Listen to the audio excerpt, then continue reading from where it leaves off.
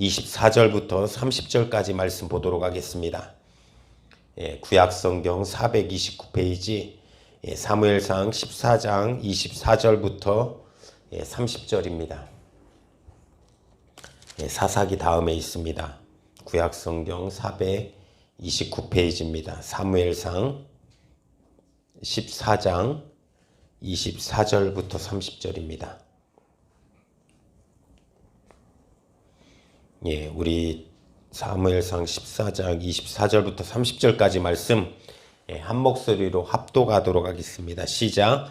이날에 이스라엘 백성이 피곤하였으니 이는 사물이 백성에게 맹세시켜 경계하여 이르기를 저녁 곧 내가 내 원수에게 보수하는 때까지 아무 식물이든지 먹는 사람은 저주를 받을지어다 하였음이니라.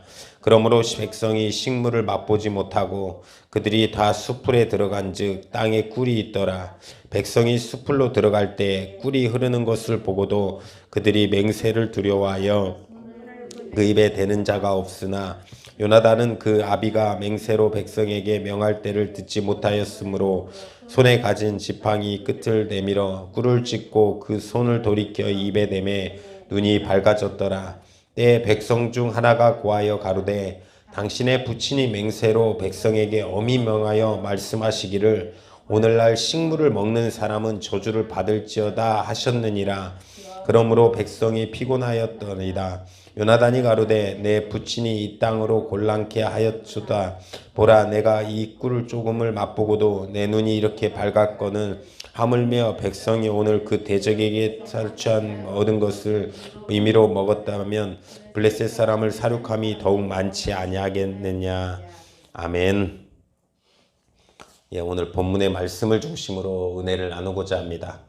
지난 시간 사무엘상 13장에는 사울이 군대를 이끌고 또한 그 가운데 전쟁을 통해서 쇠락하는 모습, 특히 자기가 먼저 제사를 드리는 그런 모습을 볼 수 있었습니다. 그래서 쇠락의 그런 역사를 걷고 있습니다. 사울이 빨리 흥왕했으나 빨리 왕이 세워졌으나 바로 말미암아 쇠락하는 모습이 있었다라는 것입니다. 사실 어떤 역사든지 나라는 어떤 곳이든 영원한 것은 없습니다. 어떤 나라도 흥망성쇠가 있습니다. 그래서 처음에는 세워지고 또 막 부흥했다가 또 마지막은 또 쇠락하는 그런 모든 나라들이 영원한 것은 없다라는 것입니다. 지금이 미국이 이렇게 강성하고 있지만 언제까지일지 모르고 역사적으로 볼 때 모든 나라들이 다 이런 쇠락의 길을 걷는 것입니다. 그런데 너무 빨리 사울은 걷고 있습니다. 그 배경에는 블레셋과 이스라엘의 전쟁이 있었습니다. 다 도망가고 600명 남아서 이제 자기가 제사하고 그 제사로 말미암아 여호와의 날이 길지 않겠다라는 그런 역사로 이루어지는 것이 오늘 사울의 이것입니다.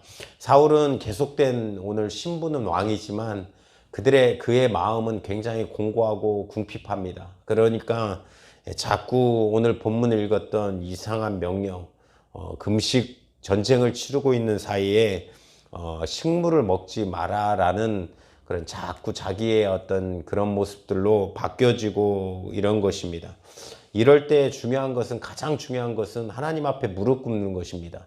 우리가 다시 잘못했을 때 우리가 하나님의 뜻대로 하지 못하였습니다. 그러면 저는 사울도 그러고 구약의 사울도 마찬가지고 또한 신약의 유다도 분명히 하나님 앞에 잘못했다라고 회개하고 용서받았다라고 하면 충분히 용서하실 분이 하나님이십니다. 하기는 다윗 왕만 봐도 다윗 왕은 더 나쁜 짓도 많이 했거든요.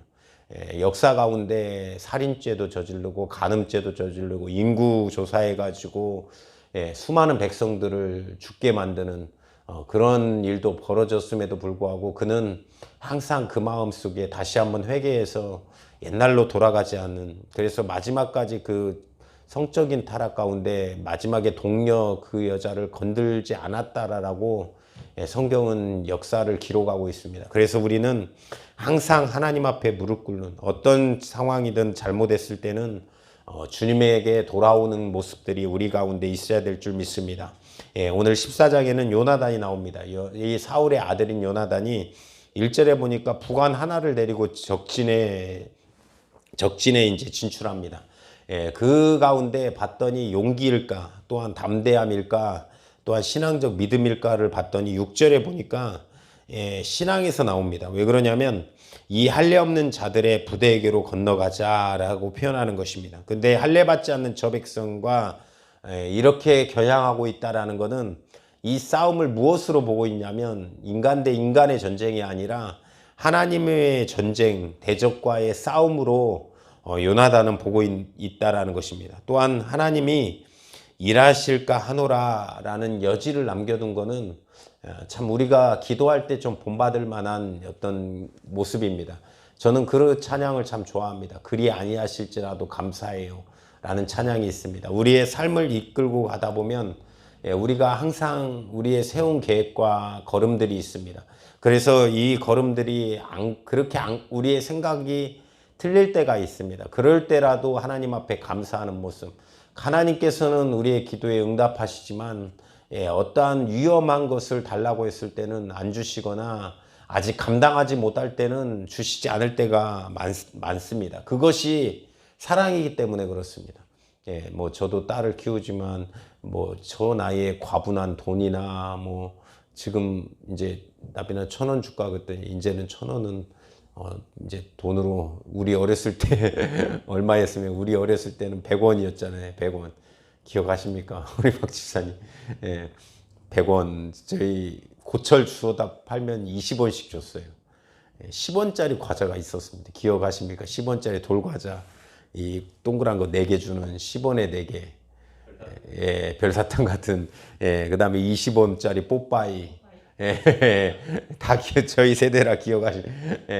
50원짜리 라면, 뭐 120원짜리 신라면 처음 나왔을 때 120원인데 지금 1,200원, 1,000원, 800원 합니까? 지금 이렇게 시대가 흘렀습니다. 그래서 1,000원 줄까 그랬더니 1,000원 갖고 사 먹을 게 없대. 편의점 가면 아무것도 못 사 먹냐 그랬더니 사 먹을 게 없다라는 거예요. 그래서 이제 적당히 주는 거는 5,000원, 뭐 10,000원이지 제한테 100만 원을 주는 것은 좋은 것이 아니라는 거예요. 아직까지 필요가 없다라는 것입니다. 그럴 때 하나님이 주시지 않는 것입니다. 그럴 때 우리가 하나님이 일하실까 하노라라는 그 요나단의 그 고백은 하나님께 모든 공로를 돌리는 여지를 남겨두는 그런 기도라는 것입니다. 그러면서 여호와의 구원은 사람의 많고 적음에 있는 것이 아니라 하나님의 전쟁은 크기에 달려있지 않다라고 고백합니다. 그러니까 요나단은 굉장히 믿음 있는 사람입니다. 이것을 볼 때 굉장히 믿음 있는 사람. 이 하나님의 전쟁은 숫자에 달려있지 않다. 역사를 볼 때도 그러고 그 앞전에를 볼 때도 그러고 사실 하나님의 일들은 헌신된 소수가 할 때가 많았습니다. 윌리엄 캐리를 통해서 인도 선교의 시발점을 찍고 또 바울을 통해서 이 로마 선교, 전 유럽의 선교의 어떤 출발점을 했고 어떤 교회도 마찬가지입니다. 헌신된 소수, 어떤 사업장도 어떤 훌륭한 몇 명이 많은 사람들을 먹여 살리는 경우가 있습니다. 이런 경우는 제가 예전에도 한번 말했는데 사실 우리의 삶 가운데도 적용이 됩니다. 저도 맨날 차는 넥타이 갖고 한 집에 있는 10%의 넥타이를 갖고 70%, 80%를 차고 다닙니다. 그게 이제 우리의 모습이라는 것입니다. 또한 그래서 여호와의 구원은 사람의 많고 적음에 있지 않고 하나님의 전쟁의 크기에 하나님의 전쟁은 크기에 달려있지 않다라고 요나단은 고백합니다. 요나단의 신앙이 이렇게 되었습니다. 요나단의 신앙이 저는 사실 이걸 보면서 왜 사울에서 다윗이냐 요나단으로 가도 되겠다. 왜 그러냐면 이렇게 신앙이 좋더라고요. 요나단이 오늘 본문은 근데 여기서의 목적은 요나단이 훌륭하다가 아니라 사실 사울의 볼품없음, 사울의 믿음 없음을 계속해서 성경은 얘기하고 있는 것입니다. 사울의 왕으로서 이 믿음이 지금 떨어지고 신앙이 무너지고 있는 모습을 비교하고 있는 것입니다. 사실 이 비유법은 많은 곳에서 쓰여집니다. 더 훌륭한 사람이 있으면 많은 사람들이 이렇게 요즘은 애들 표현에는 오징어라는 표현이 있더라고요. 그래서 저는 오징어 옛날에는 먹기만은 좋아하는데 그러니까 뭐 외모를 비유를 들 때 뭐 잘생긴 사람들의 옆에 서면 오징어 같다 뭐 이런 표현들이 있더라고요. 만약에 제가 이제 뭐 같이 지금 집사님들하고 같이 다닐 땐 제가 작은 키라는 거 못 느낍니다. 만약에 근데 어떤 농구 선수나 배구 선수들하고 같이 있다라고 하면 엄청나게 제가 작을 거예요. 아마 안 써봐서 모르겠지만 사실 연예인들을 이렇게 비교한 모습들이 있어요. 키를. 그래서 그 마동석이 이렇게 엄청나잖아요. 등치가 좋고 막 키도 크고. 근데 웨이드 존슨가 그 외국인 있습니다. 그 영화 배우. 저도 정확한 이름을 모르겠는데 영화를 많이 안 봐서 이 옆에 쓰니까 귀엽게 보여요. 마동석이. 그 마동석이 귀엽게 보이는 게 상상이 됩니까? 이 막 그 사람이 이렇게 되고 옆에서 조그만하게 이렇게 있고 등치도 조그만한 사람이 옆에 이렇게 있는 거예요. 그거와 같이 이렇게 여기서 요나단을 하는 거는 몰락해 가는 사울을 더욱더 표현하고 있는 것입니다. 8절에 보니까 전쟁 현장에서도 요나단은 하나님의 표징을 구합니다. 요나단이 가로되 보라 우리가 그 사람에게로 건너가서 그들에게 보이리니 그러면서 하나님이 15절에 떨림이 들에 있는 모든 백성 중에 떨림이 일어났고 부대와 노략군들도 떨었으며 땅도 진동하였으니 이는 큰 떨림이니라. 하나님이 떨리게 하는 그 사역을 보고 살아가는 것입니다. 이런 믿음이 있는 사람은 사실 엄청나게 이런 신앙은 무서움이 없습니다. 이 세상을 살아갈 때 이런 신앙을 가지고 살아가는 우리 성도님들 되시기를 간절히 축원합니다. 하나님이 함께 한다는 사실, 그 사실을 기억하면서 사는 사람, 하나님이 사람의 참된 담대함과 용기는 사실 이 믿음 신앙에서 나옵니다. 우리가 이 땅을 사건 사고 많은 이 땅, 걱정과 근심과 염려가 많은 이 땅을 살아갈 때 우리가 세상의 것을 염려하면서 살아간다라고 하면 이 땅에서 편하게 못 살 것입니다. 어떤 사람은 참 일어나지 않을 일을 가지고 걱정하시는 분들이 참 많이 있어요. 제가 이렇게 같이 하다 보면 신앙도 있지만 믿음이 흔들릴 때 그러면 걱정합니다. 어떤 앞길에 대한 염려, 근심, 걱정, 그리고 사건이 일어날까, 사고 날까, 내가 또 다칠까, 또 어떤 질병이 찾아올까, 이런 모든 것들을 걱정하며 살아간다는 것입니다. 내가 무엇을 먹을까, 무엇을 입을까. 사실 요즘 세상에는 훨씬 더 걱정할 것이 많은 복잡한 세상이 되었습니다. 그런데 이런 신앙을 가진 사람은 무서울 게 없습니다. 이런 믿음을 가지고 살아가는 사람. 우리 어렸을 때 참 걱정 없이 살았던 것 같아요. 뭐 먹을 건 적어도 이제 그냥 아무 걱정 없이 이렇게 살았던 믿음 가지고 살았던 우리의 모습들. 어렸을 때는 무슨 걱정합니까? 지금 저 뒤에 있는 우리 현욱이나 아무 걱정 그냥 부모님이 잘 먹여주고 살려주고 이러다 보니까 걱정하지 않는 그런 모습들로 살아가는 것입니다. 우리의 믿음이 그런 삶으로 살아갈 수 있습니다. 사실 이걸 보면서 한 가지 또 봐야 될 거는 부모님의 믿음과 자녀의 믿음이 다르다라는 것입니다. 사실 이 부모님의 믿음이 자녀로 안 이어지더라고요. 제가 예전에 교회 있을 때 이제 중고등부 애들을 맡으면 특히 부모님, 중직 아들, 딸 부모님들이 신앙생활을 잘 못해요. 그들의 꿈은 20살이 되어서 교회를 나가는 거예요. 그게 참 안타까운 꿈이에요. 왜 그러냐 그랬더니 부모님으로부터 어떤 신앙의 좋은 것을 못 받은 거예요. 사실 부모님들이 자녀들을 잘 가르치고 책임져야 됩니다. 근데 이제 방치를 많이 해놨어요. 그러다 보니까 왜 그래 그랬더니 나는 교회에 부모님을 뺏겼다고. 대부분은 그렇습니다. 그래서 부모님의 사랑을 못 받고 크다 보니까 이 부모님의 신앙은 좋다라고 보여지는데 자녀로 이어지지 않는 또 부모님의 믿음이 이 사울의 믿음, 요나단의 믿음을 보니까 훨씬 더 좋은 걸 보니까 그러니까 이 부모님과 믿음은 인격적인 그런 믿음은 경험은 개인적인 것이라는 것입니다. 예, 그 사람의 그래서 우리가 크고 나면 저들이 예수님을 한 번씩은 경험할 수 있도록 인격적인 경험을 할 수 있도록 예, 그들의 믿음을 성장할 수 있도록 한 번쯤은 인격적인 경험이 있을 수 있도록 끌어줘야 된다는 것입니다.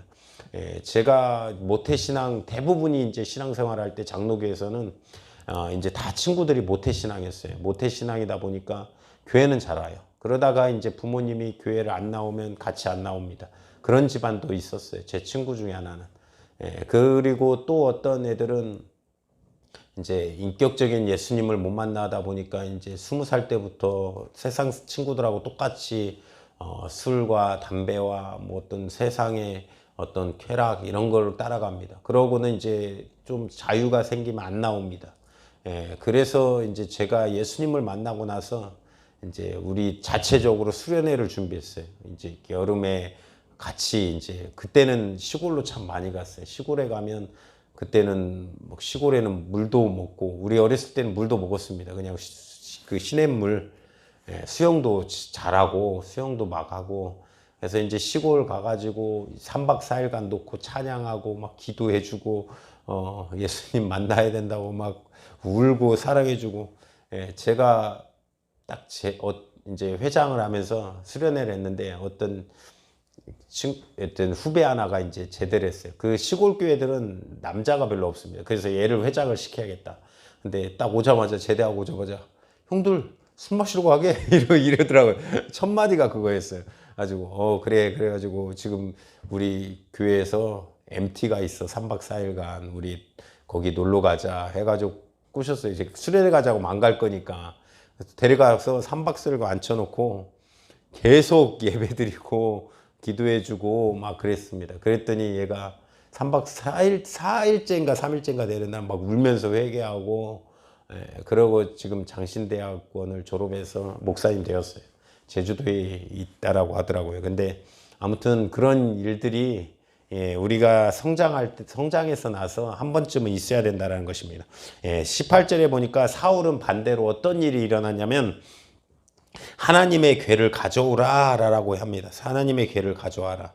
여기서는 에봇이라고 번역해도 틀리지 않습니다. 그러니까 믿음보다 어떤 종교적인 형식, 전쟁을 치르기 위해서 어떤 종교적인 형식을 더 강화하는 것입니다. 믿음보다 하나님에 대한 믿음보다 더 어떠한 뭐 건물이나 만드는 거, 내가 어떤 산당을 짓고 또한 어떤 나에게 뭐 더 잘 보이는 뭐 이런 거를 통해서 보여주기 위한 그런 부분들을 사울은 하고 있다라는 것입니다. 믿음보다 이 사울이 하고 있는 것은 종교적인 형식을 더 강화하고 있습니다.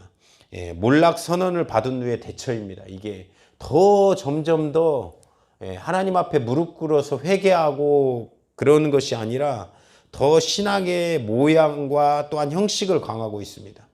실제 신앙은 그런 형식적인 부분에 있지 않다라는 것입니다. 자기 신앙을 계속 종교화하는 것입니다. 왜 그러냐면 사울이 지난 시간에 선포된 그걸로 인해서 굉장히 두렵고 떨리고 상황에 공포를 느끼고 있습니다. 그래서 계속 더 엉뚱하게 매달리는 거예요. 더 하나님 앞에 진실함으로 가는 것이 아니라 더 엉뚱한 것을 부여잡고 있는 것입니다. 우리의 마지막 때의 돈이 명예가 이런 욕심이 이렇게 이것에 사로잡히면 더 이것에 아무것도 믿음은 신앙은 보이지 않는 것입니다. 그러면서 오늘 본문을 읽었던 금식 선포를 하는 것입니다. 그러면서 어기면 저주를 받는다라고 선포하는 거예요.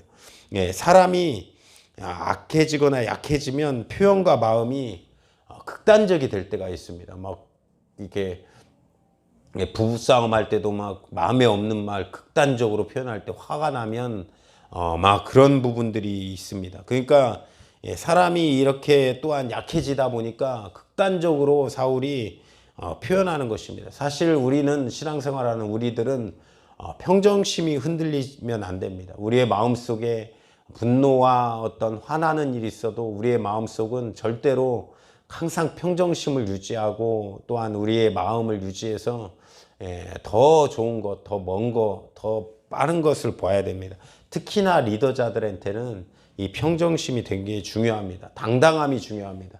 예, 면접 볼 때 그 당당함이 있는 사람들이 있습니다. 지난주에 순국이가 또 현대모비스를 보고 왔다고 해서 얘는 참 삼성도 잘 보고 붙고 또 다오기도 잘 나오고 또 현대모비스도 또 시험 보고 왔다고 했는데 안 떨고 잘했다고. 사실 그런 기도를 많이 합니다. 그 사회에서 할 때 나는 하나님의 자녀다. 은랑 집사님도 지금 일하시지만 원래 똑똑하셔서 적응력이 좋지만 항상 이 마음으로 우리가 어떤 일을 하도 당당함이 있었으면 좋겠습니다. 믿는 사람들은 나는 하나님의 자녀라는 당당함을 갖고 살아갑니다. 그 당당함 때문에 이게 근거 없는 자신감이 아니라 우리가 하나님의 자녀이기 때문에 어떤 것에도 흔들리지 않는 그런 마음이 있다라는 것입니다. 사울은 점점 더 망해가는 모습으로 살아갑니다. 에봇을 가져오고 금식을 선포하고 또한 더 나아가서 저주까지 쏟아붓습니다. 먹는 사람은 절대로 내가 요나단 자식까지도 죽이겠다. 자식까지도 죽이겠다라고 이렇게 얘기하고 가는 것입니다. 근데 이 얘기를 못 들은 요나단이 꿀을 찍어 먹어요. 처음에 저는 이 내용을 모르고 이 내용은 이 줄거리는 압니다. 원래는 알고 있었는데 이 내용이 앞에서부터 이어지는 것이 없다가 보니까 지금 왜 요나단이 왜 갑자기 뭐 사울이 금식을 선포하고 꿀을 찍어 먹었는지 사실 이 줄거리나 이 내용은 아는데 왜 그랬냐면 요나단은 못 들은 거예요. 그래서 사실 눈이 밝아졌더라, 기운이 이것 때문에 회복이 된 것입니다. 전쟁하면서 금식을 선포하는 것도 말이 안 될 뿐더러 점점 이것이 피곤해질 수밖에 없습니다. 많은 전쟁을 치르는 그들은 그러면서 이제 사울이 처음으로 제사를 드립니다. 그러고 나서 14장 36절부터 37절에 하나님 앞에 얘기합니다. 그런데 하나님의 이 응답이 하나님의 반응이 없습니다. 사울이 제사를 지내고 하나님에게 하는 질문에 이제 하나님의 반응이 없다라는 것입니다. 이것은 사실 끔찍한 재앙입니다. 우리의 인생도 마찬가지예요. 신앙생활하는 우리도 마찬가지고 그런 교회도 마찬가지로 힘든 것입니다. 교제를 끊어버리는 것. 하나님의 교제가 끊어지고 나타나지 않는 것. 그것만큼 저주가 없다라는 것입니다. 또 죄를 짓고 이런데 이제 이 모든 아들이라도 반드시 죽이리라. 이렇게 하면서 자기의 어떤 단호하게 반드시라고 이렇게 선포해서 가는 것. 이것이 사울의 계속해서 일어나는 폐악과 실책과 또한 이에 점점 더 망해가는 모습을 오늘 성경은 보여주고 있는 것입니다. 오늘 사건을 통해서 하나님이 말씀하시고 싶은 것은 사울의 공허한 전략 그리고 신앙입니다. 하나님 사울의 공허한 신앙을 얘기하고 싶은 것입니다. 사울이 요나단을 죽이려고 하니까 자기 자식을 죽이려고 하니까 자기 자식을 죽이면서까지 자기 의를 자기가 말한 거는 지키겠다라는 거예요. 그러니까 이제 백성들이 막습니다. 어느 시대에 아버지가 자기 의 때문에 자식을 죽입니까? 그런 아버지는 없습니다. 그런데 이렇게까지 나오는 모습이 사울의 모습이라는 것입니다. 계속해서 사울의 왕권이 무너지는 모습은 이건 또 우리에게 이런 모습을 보여줍니다. 인간이 쌓은 것, 인간이 아무리 쌓아봤자 우리가 아무리 쌓아봤자 그거는 모래 위에 성밖에 될 수 없다라고 하는 거예요. 인간이 아무리 크게 만들어봤자 그거는 역사가 증명합니다. 바벨탑이 증명했고 저는 바다를 이제 경험해봐서 바다의 무서움을 아는데 아무리 큰 배도 이 풍랑이 흔들면 버티고 있을 배가 없습니다. 우리나라가 워낙 배를 잘 만들기 때문에 요즘은 크루즈선도 참 몇만 톤짜리 크루즈선들도 참 잘 만들잖아요. 한번 타서 봤거든요.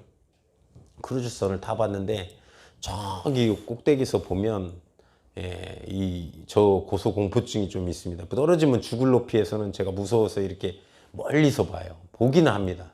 아예 이렇게 무서워가지고. 근데 그 크루즈선에서 이렇게 보는데 야, 이거 떨어지면 살기 힘들겠구나 이런 느낌이더라고. 그러니까 뭐 그냥 10m, 20m가 아니에요. 한 100m라고 해야 될까? 이 인간이 만든 배가 그렇게까지 크다라는 거예요. 그 안에 막 짐, 뭐 방, 뭐 별게 다 홀, 뭐 이렇게까지 크게 만들 수 있는 인간. 근데 그것이 풍랑을 만나면 안 무너지겠습니까?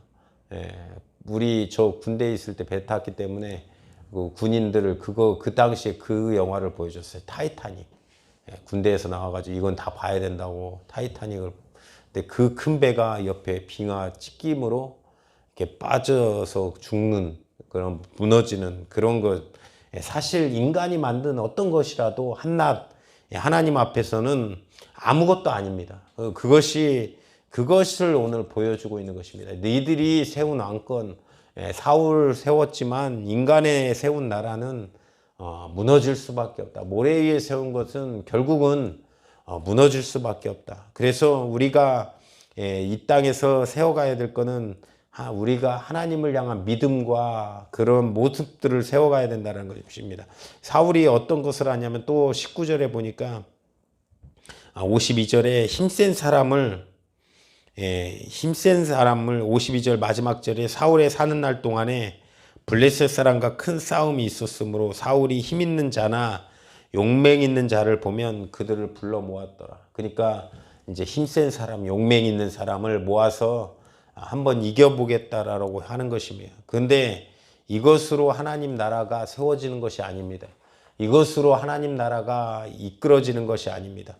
하나님 나라는 이끌어지는 것은 하나님에게 마음 쏟는 사람들, 그들에게 하나님의 역사를 이끄는 사람들. 오병이어 때도 보십시오. 오병이어를 이적의 역사를 출발했던 거는 작은 소년이 냈던 물고기 2마리와 보리떡 5개의 음식이었습니다. 그것이 큰 역사를 만드는 것입니다. 하나님에게 순종된 사람. 사실 우리 비전교회를 기대하는 것도 뭐 부자가 와가지고 막 완전히 뭐 비전교회를 막 하고 이런 기대는 하나도 안 되더라고요. 하나님이 하게 하실 거다. 하나님이 우리의 작은 손과 힘이지만 우리의 것을 통하여 하게 하실 거다. 이런 생각이 들지 오히려 뭔가 막 하나님의 역사로 막 하나님의 사람이 와야 주님 일이 이루어지는 것입니다. 부자가 와야 이루어지는 것도 아니고 명예가 높은 사람이 와서 이루어지는 것도 아니고 하나님께 붙들리는 믿음 있는 사람들이 와서 하나님이 이루어지는 것, 그것이 우리의 역사가 이루어지는 것이라는 것입니다. 역사적 사실은 사실 이 모습들은 현실의 오늘날도 개개인과 사회와 어떤 조직에서 발견이 됩니다. 역사는 계속해서 반복이 됩니다. 우리가 이 역사의 사실을 보고 바라볼 때 수많은 아픔들이 있고 또한 실수와 좋은 일들이 있을 것입니다. 이것을 바라볼 때 이 표면적 사실만이 아니라 일어나는 표면적 사실 안에 있는 내면적 사실을 볼 수 있는 시야를 가져야 됩니다. 하나님의 역사가 어떻게 흘러가고 있고 하나님의 뜻은 어디서 발견되고 있고, 사실 우리가 표면적으로 볼 때는 어떤 막 큰 뭐 어떤 거, 그리고 또한 뭐 그런 부분들을 볼 수 있습니다. 그런데 그것들을 통해서 하나님이 말씀하시고 싶은 거는 사람이 구한 것은 물을 빠져나가는 것이다. 움켜쥐어 봤자. 어렸을 때 이제 손에다 물을 담은 적이 있어요. 근데 어떻게 그렇게 힘을 주고 꽉 잡아도 이 소나기에 있는 물이 계속해서 새요. 틈으로 결국은 빠져나갑니다. 우리가 아무리 움켜줘 봤자 이 물이 우리 손에 움켜쥐지 않는 것입니다. 여호와의 구원은 사람이 많고 적음에 있지 않습니다. 이 고백이 우리의 고백이 되기를 간절히 축원합니다. 혼잡한 생활, 이 혼란한 이 세상을 살아가면서 진정한 믿음으로 말미암아 건실하게 서서 성실한 정말로 우리가 하나님을 신뢰하며 회개 가운데 또한 십자가의 구원의 삶을 이루는 우리 성도님들 되시기를 간절히 축원합니다. 그래서 그 믿음으로 말미암아 이 나라 이 땅을 살아가는 우리 성도님들이 되어서 정말로 주님 이 나라 이 땅 가운데 온전한 믿음 붙들고 살아갈 수 있도록 하나님 도와달라고 이런 믿음으로 살아가는 우리 모든 성도님들 되시기를 주님의 이름으로 축원드립니다. 예, 오늘 이 시간도 합심으로 기도하실 때 하나님 오늘도 불러주셔서 금요철야 예배로 하나님 말씀 듣게 하여 주심을 감사합니다. 하나님 아버지 우리가 이 역사를 바라보며 하나님 아버지 우리를 또한 바라볼 수 있도록 이 세상을 바라볼 수 있도록 하나님 역사하여 주시옵소서. 우리가 정말로 주님 그 가운데 하나님께 정말로 잘못한 부분이 있다면 무릎으로 돌아오는 우리의 모습들로 살아갈 수 있도록 하나님께서 역사하여 주시옵소서. 주여 삼창에